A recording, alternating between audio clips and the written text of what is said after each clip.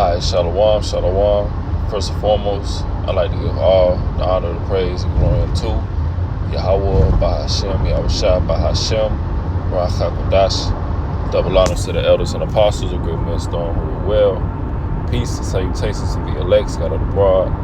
Alright, this is the brother Bob was all here with a lesson. The Lord willing us edifying. So today I just wanted to get into a quick lesson through the Spirit. Going into Esau and the downfall of this kingdom. All right, that Esau, he eventually has to go down, right? And that's of course, biblically written, prophesied, of course, by Yahweh by Shemyahushai, that this man will only rule for a certain period of time, right? And the Israelites, all right, will come back, into that rulership, all right, into that the throne of David, right? The tabernacle of David, right? And that's going to happen in the kingdom of heaven. All right, but in order for that to happen, this man Esau has to go down, along with his kingdom that he built up, from due to his wickedness, all right, due to the captivity, of the Israelites. All right. So we're just going to read a few scriptures.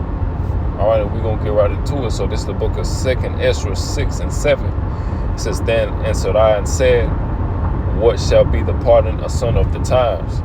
And when shall be the end of the first, and the beginning of it that followeth? Verse 8, And he said unto me, From Abraham unto Isaac, when Jacob and Esau were born of him, Jacob's hand held first the heel of Esau. All right, so there you go. Dating all the way back, to the book of Genesis, right? Going into the birth of Jacob and Esau, even, when they were in the womb, when they came out, Esau coming out first, red, all right? And then Jacob coming right after, holding that heel of Esau, all right? That all, represented something, right? Even when you read, you see that, Jacob and Esau were struggling in the womb. All right. Being eventually becoming two nations, that are against each other.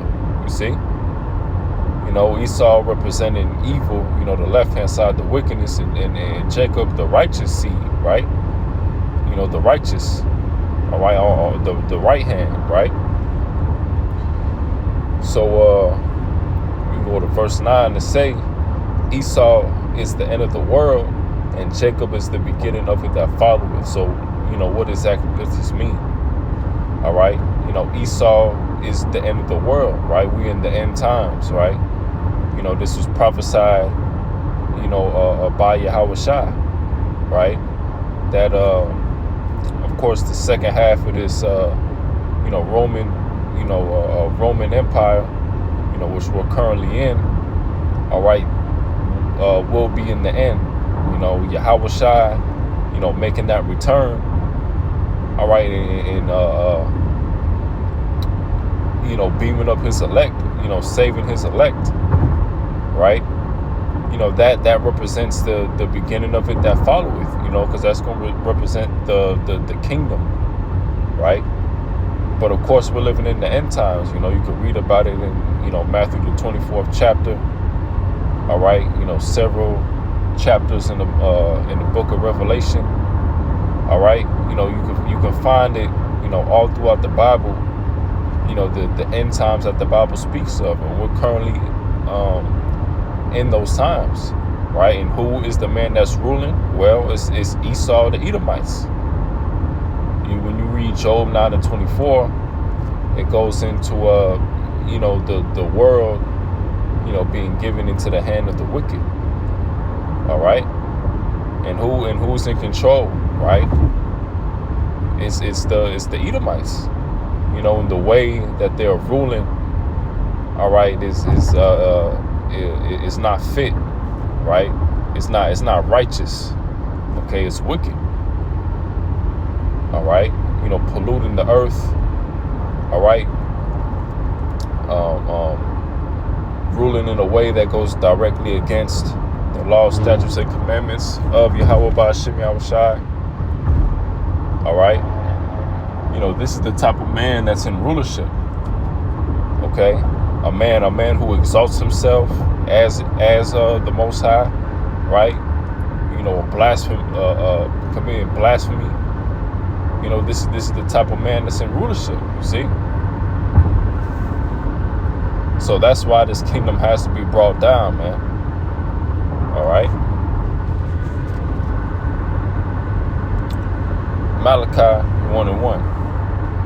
It says the burden of the word of the Lord to Israel by Malachi. Verse 2, I have loved you, saith the Lord. Yet ye say, wherein hast thou loved us? Was not Esau Jacob's brother, saith the Lord? Yet I loved Jacob, and I hated Esau, and laid mountains in his heritage waste for the dragons of the wilderness. All right. So as you can see, the Lord hates, he hates a particular, race of people, the most, right? Going into, the Edomites, see? Because, you got the anti-Christians who like to say, the Lord is all love. No. All right. The Lord has a people that he has indignation for, that he hates. And he also has a righteous seed that he loves, that he's dealing with. You see? So this man Esau was not meant to have to rule forever. All right. Verse 4, whereas Edom saith, we are impoverished, but we will return to build the desolate places. Thus saith the Lord of hosts, they shall build, but I will throw down, and they shall call them the border of wickedness, and the people against whom the Lord hath indignation forever. All right. And that's a name that the Lord has given the Edomites, the border of wickedness. All right. A people whom the Lord have indignation forever. You see? And what's going to happen in the kingdom of heaven, all right, is the Edomites, they're going to go straight into slavery. And we can read that. So this is the book of Revelation 13:10. It says, he that leadeth into captivity shall go into captivity. And he that killeth with the sword must be killed with the sword. You see? So what has the Edomites done to our people? To the blacks, so-called blacks, Latinos, and Native Americans. All right, he's put them into slavery. All right, through slave ships. All right, you got the Trail of Tears, right? You got the his island of Hispaniola, right? The Caribbean, right? The things that Esau has done to our people. Putting us into captivity. All right, through what? The sword. All right. When he came to the Americas, he came and put the sword onto the Native Americans and ruled that way. All right, and not just our people, but that's his blessing, right? But Esau has mainly used his blessing towards our people, right? And in doing that, he's on top. All right, his military might. All right, going into Babylon, America. All right, they're in rulership right now. All right, the top nation, on the earth. All right, and who runs America? All right, well, we already know it's the Edomites. All right, it says, here is the patience and the faith of the saints. You see. And we have to have that patience. We have to wait for the Lord to make his return. All right. Day in and day out, we going out into the highways and hedges. We preaching. Preaching the word. More of the Lord's people are waking up to the fact that we're the true Israelites. To the fact that we in the end times. That this man Esau is the wicked. All right, that this man Esau is a so-called white man. All right, that the Lord, he's only dealing with, the Israelites. You see? all this is coming out, man. All right, and actually let's read that. 2 Thessalonians 2:3, let no man deceive you by any means, for that day shall not come, except there come a falling away first, and that man of sin be revealed, the son of perdition. What is that falling away going into? All right, it's going into the Israelites, right? Our people losing their heritage, losing who they are.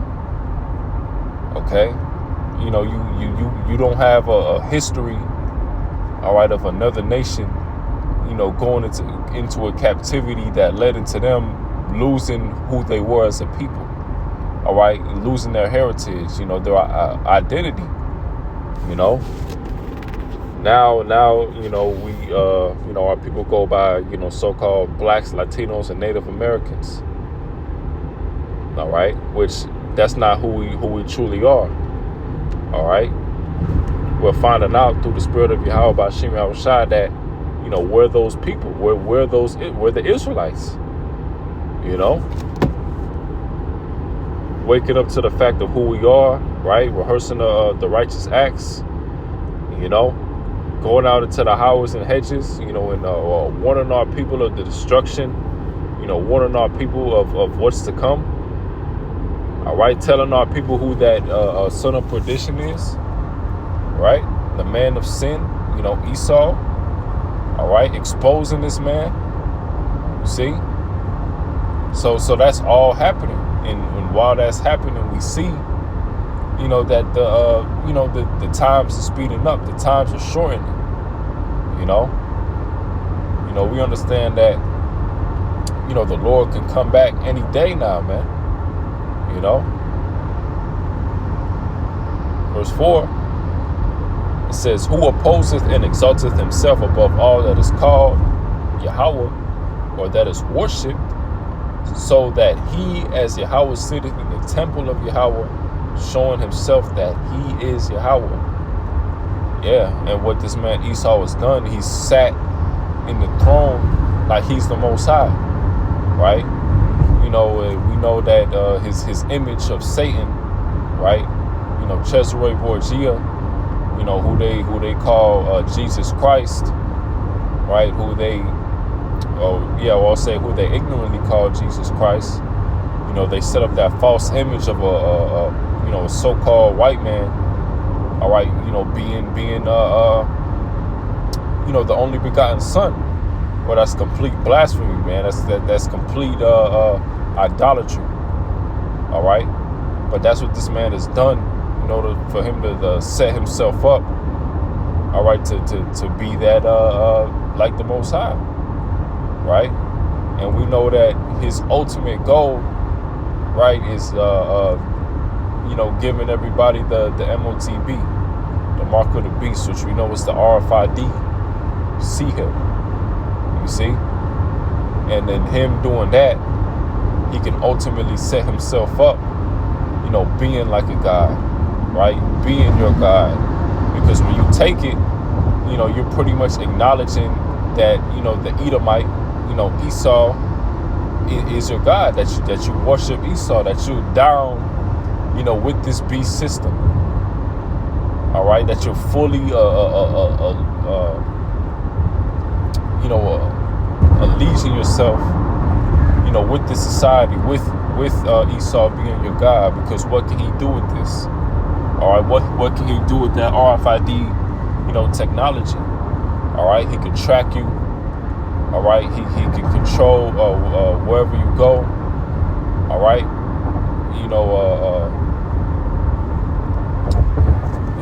he has all the information on you. All right, possibly he'll put you to death if need be. All right,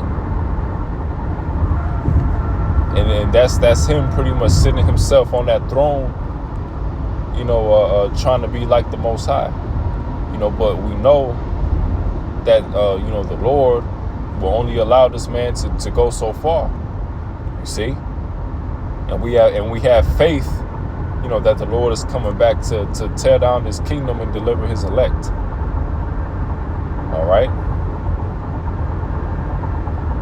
But that'll pretty much do it.